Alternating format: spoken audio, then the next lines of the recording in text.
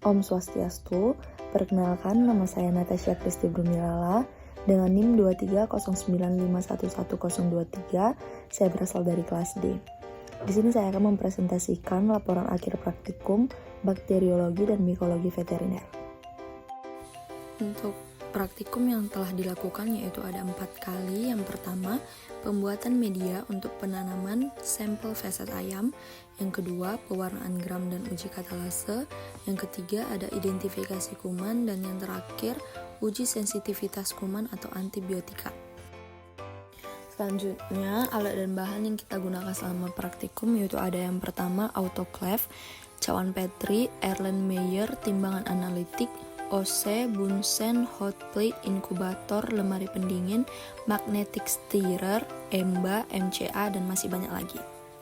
Praktikum pertama dengan topik pembuatan media dengan latar belakang ayam merupakan salah satu ternak unggas yang banyak diminati di kalangan masyarakat. Angka permintaan pasar terhadap daging ayam semakin tinggi seiring berjalannya waktu, dan hal ini berbanding lurus dengan peningkatan produksi daging ayam. Namun, berbagai hambatan seperti kejadian penyakit pada ternak ayam sering mengakibatkan kegagalan produksi. Untuk memisahkan satu populasi mikroba dari populasi campuran, maka diperlukan suatu teknik yang disebut dengan isolasi mikroba. Isolasi mikroba adalah mengambil mikroorganisme yang terdapat di alam dan menumbuhkannya di dalam satu medium buatan. Prinsip dari isolasi mikroba adalah memisahkan satu jenis mikroba dengan mikroba lainnya yang berasal dari campuran bermacam-macam mikroba. Untuk tata kerjanya sendiri itu ada 6 tahap. Yang pertama, lakukan penanaman sampel pada permukaan media padat. Kemudian panaskan OC sampai membara dan tunggu sampai dingin. Kemudian ambil sampel yang telah dipersiapkan. Ketiga, goreskan OC pada permukaan nutrien agar dimulai dari bagian pinggir cawan Petri. Secara tidak terputus, OC digerakkan ke kiri dan ke kanan sampai seluas permukaan media. Kemudian panaskan OC lagi, tunggu dingin sambil ambil posisi cawan Petri, diputar sedikit ke arah kiri atau berlawanan dengan jarum jam. Kemudian inkubasikan pada suhu 30 derajat Celcius selama 18-24 jam. Terakhir, pilih dari masing-masing tipe koloni. Satu koloni digunakan dalam pembuatan preparat dan pewarnaan bakteri. Untuk hasil pengamatannya yaitu ada 2 cawan plate yang berbeda, di mana letak perbedaannya itu banyaknya koloni yang didapatkan. Pada cawan plate A terdapat sebanyak 176 koloni bakteri, sedangkan cawan plate B terdapat sebanyak 128 koloni bakteri. Isolasi bakteri adalah proses di mana bakteri dipisahkan dari lingkungan dan ditumbuhkan kembali pada medium murni atau buatan untuk tujuan analisis, identifikasi, atau penelitian. Berdasarkan fungsinya, media base dibagi menjadi media umum, selektif, dan diferensial. Media umum mengandung bahan-bahan yang bertujuan menstimulasi pertumbuhan mikroba secara umum, sedangkan media diferensial digunakan untuk membedakan mikroba dengan bakteri lain, serta media selektif memungkinkan suatu jenis mikroba tumbuh dengan pesat, sementara jenis mikroba yang lain terhambat. Nah, untuk praktikum kedua dengan topik pewarnaan gram dan uji katalase. Uji katalase merupakan suatu uji yang digunakan untuk mengetahui apakah suatu bakteri mengandung zat katalase. Uji katalase bertujuan untuk mengetahui kemampuan bakteri dalam mengubah zat katalase menjadi zat katalase terbentuk. Uji katalase untuk mengetahui aktivitas katalase pada bakteri yang memecah H2O2 menjadi H2O dan O2. Hasil uji katalase menunjukkan bahwa bakteri memiliki aktivitas katalase yang berbeda yang dapat digunakan untuk mengetahui karakteristik mikroorganisme. Untuk tata kerjanya sendiri menggunakan alat dan bahan sebagai berikut: objek glass, OC, pipet, Bunsen, tisu atau kain lap, sampel, kristal, iodin, alkohol atau aseton, dan safranin. Tata kerja pada pewarnaan gram adalah sebagai berikut: siapkan objek glass, ambil sampel menggunakan OC lalu buat pola kecil dan ratakan di objek glass. Teteskan kristal violet selama 1-2 menit lalu bersihkan dengan air yang mengalir. Teteskan gram iodin selama 1-2 menit lalu bersihkan. Kemudian teteskan alkohol atau aseton selama 15-30 detik lalu bersihkan juga. Dan yang terakhir, teteskan safranin 1-2 tetes selama 1-2 menit sebagai warna penutup. Untuk tata kerja uji katalase sendiri, yaitu lakukan sterilisasi pada OC dan panaskan menggunakan api Bunsen sampai ujung jarum OC berwarna merah. Pindahkan sampel menggunakan jarum OC dari media ke objek glass. Tambahkan 1-2 tetes larutan H2O2 3%, lalu amati reaksi yang terjadi. Untuk hasil pengamatannya sendiri dapat kita lihat pada layar, di mana pewarnaan gram terdapat bakteri yang berwarna merah lebih mendominasi dibandingkan dengan bakteri yang berwarna biru keunguan. Sedangkan pada uji katalase, sampel koloni bakteri E. coli yang diberikan H2O2 3%, setelah beberapa menit terdapat gelembung gas di sekitar sampel koloni bakteri. Selanjutnya, pewarnaan gram merupakan jenis pewarnaan diferensial yang menggunakan pewarna utama kristal violet dan pewarna tandingan safranin. Warna yang akan dihasilkan yaitu ungu atau positif dan merah itu sebagai negatif. Pada bakteri gram positif, alkohol yang digunakan untuk dekolorisasi tidak bekerja sehingga warna dari kristal violet dan iodin tidak luntur, sehingga saat ditambahkan safranin tidak merubah warnanya. Maka dari itu, warna yang dihasilkan yaitu ungu kebiruan. Sedangkan pada bakteri gram negatif, alkohol bekerja sebagai peluntur dengan baik sehingga warna dari kristal violet dan iodin luntur. Sehingga saat ditambahkan safranin mengubah warna pewarnaan awalnya, maka dari itu warna yang dihasilkan adalah merah. Pada praktikum pewarnaan gram yang telah dilakukan, dapat diamati dari hasil pewarnaannya dominan berwarna merah. Maka dari itu dapat disimpulkan bakteri gram negatif yang mendominasi. Namun untuk bentuk bakteri belum dapat diamati secara jelas dikarenakan terjadinya kesalahan dalam proses pewarnaan.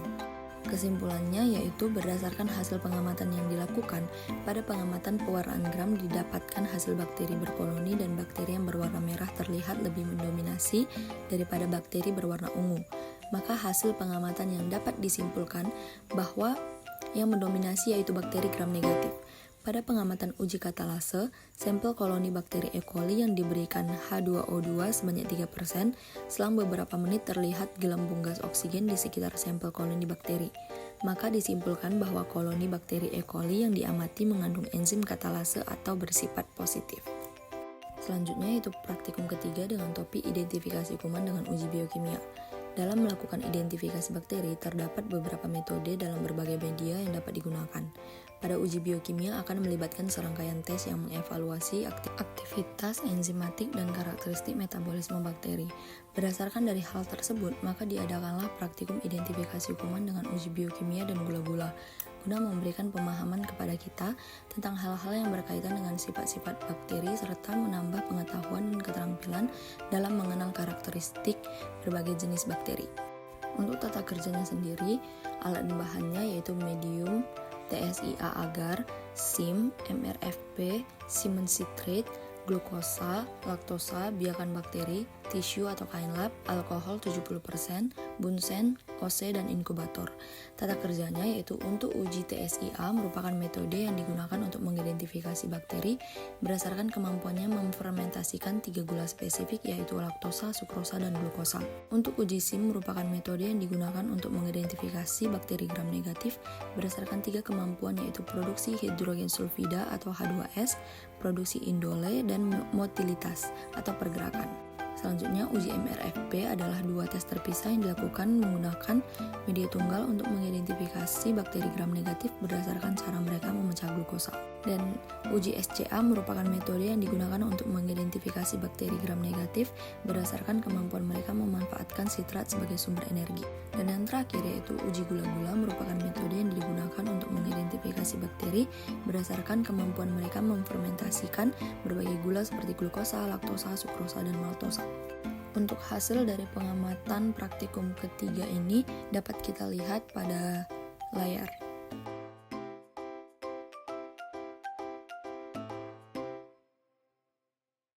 Selanjutnya yaitu pembahasan hasil pengamatan pada uji TSIA yaitu acid slane, acid bath, negatif produksi H2S, dan positif produksi gas. Dapat disimpulkan bahwa sampel dapat memfermentasikan laktosa, sukrosa, dan glukosa. Hasil pengamatan pada uji SIM yaitu negatif H2S, positif indol, dan positif motilitas. Dapat disimpulkan bahwa sampel tidak memproduksi H2S, memproduksi indol karena terbentuk cincin merah setelah diteteskan reagen COVAX. Hasil pengamatan pada uji MRFP yaitu positif MR dan untuk FP tidak diketahui dikarenakan kurangnya suplai reagen FP dalam uji praktikum. Hasil pengamatan pada uji SCA yaitu Negatif dikarenakan media tidak berubah warna menjadi biru, dapat disimpulkan bahwa sampel tidak memanfaatkan sitrat sebagai sumber karbon dan energi untuk tumbuh. Hasil pengamatan pada uji gula-gula adalah positif, memfermentasikan karbohidrat dan menghasilkan gas. Dapat disimpulkan bahwa sampel dapat memfermentasikan karbohidrat dan memproduksi gas. Dari hasil pengamatan, bakteri yang diduga terdapat dalam sampel adalah bakteri E. coli. Kesimpulannya, dari pengamatan yang telah dilakukan, kesimpulan yang didapatkan yaitu pada uji TSIA, sampel terbukti dapat memfermentasikan laktosa, sukrosa, dan glukosa. Pada uji SIM, didapatkan kesimpulan sampel memproduksi indol, tidak memproduksi H2S, dan positif motilitas yang menunjukkan adanya pergerakan bakteri. Selanjutnya, pada uji MRFB, didapatkan hasil positif MR yang berarti sampel memproduksi asam setelah ditetesi reagen methyl red. Pada uji SCA, sampel tidak memanfaatkan sitrat sebagai sumber energi dan karbon untuk tumbuh. Pada uji terakhir yaitu uji gula-gula didapatkan hasil sampel dapat memfermentasikan karbohidrat dan menghasilkan gas. Selanjutnya yaitu praktikum keempat, praktikum terakhir dengan topik uji sensitivitas antibiotika. Uji sensitivitas antibiotika merupakan tes yang digunakan untuk menguji kepekaan suatu bakteri terhadap suatu antibiotik. Uji sensitivitas bertujuan untuk mengetahui efektivitas suatu antibiotik. Tingkat resistensinya dapat dilihat jika terdapat zona sekitar cakram atau killing zone, itu berarti sensitif terhadap antibiotik. Dan jika bakteri tumbuh hingga tepi cakram menunjukkan resisten terhadap antibiotik. Hasil uji ini membantu menentukan antibiotik pilihan yang efektif untuk terapi dengan antibiotik sensitif sebagai pilihan utama dan menghindari yang resisten. Selanjutnya tata kerja, alat dan bahannya adalah paper disk, inkubator, Bunsen, OC, cotton bud, media Muller-Hinton agar, isolat bakteri, penggaris, dan larutan Ebbs-Furlan. Tata kerjanya sendiri yaitu ada 8 tahap. Yang pertama, sterilkan tangan terlebih dahulu dengan alkohol 70%, kemudian nyalakan api Bunsen dengan lakukan sterilisasi pada pinggiran cawan Petri, lalu sterilkan cotton bud dengan dipanaskan di api Bunsen. Celupkan cotton bud yang telah disterilisasikan pada larutan isolasi bakteri E. coli, kemudian usapkan seluruh permukaan media Na secara merata lalu diamkan selama 5-10 menit. Ambil paper disk yang telah diuji menggunakan pinset, lalu tempelkan pada permukaan media dengan jarak tempel 2 cm dari tepi plate. Kemudian inkubasikan pada suhu 30 derajat Celcius selama 18 jam sampai 24 jam.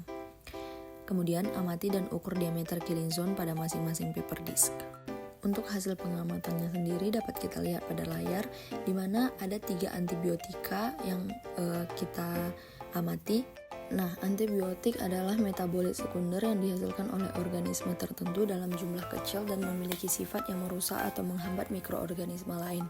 Bagi bakteri, metabolit sekunder ini berfungsi sebagai mekanisme pertahanan dalam kondisi lingkungan yang tidak menguntungkan.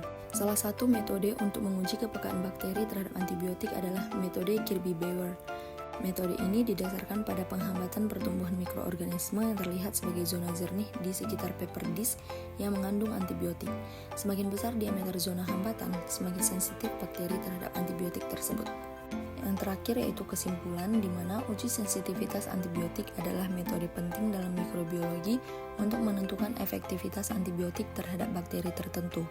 Proses ini melibatkan pengujian bakteri dengan berbagai jenis antibiotik untuk mengamati respon pertumbuhan mereka. Bakteri E. coli menunjukkan resistensi terhadap basitrasin, slindamycin, dan suplamethosazole dengan diameter zona hambat di luar standar. Kesimpulannya, uji kepekaan antibiotik sangat penting dalam menentukan pilihan antibiotik yang efektif untuk pengobatan infeksi bakteri. Dengan memahami kepekaan bakteri terhadap antibiotik, kita dapat mengoptimalkan penggunaan antibiotik dan meminimalkan resiko resistensi antibiotik. Sekian video dari presentasi saya minta maaf apabila ada kesalahan kata. Saya tutup dengan Paramasanti, Om Santi Santi Santi Om. Thank you for watching.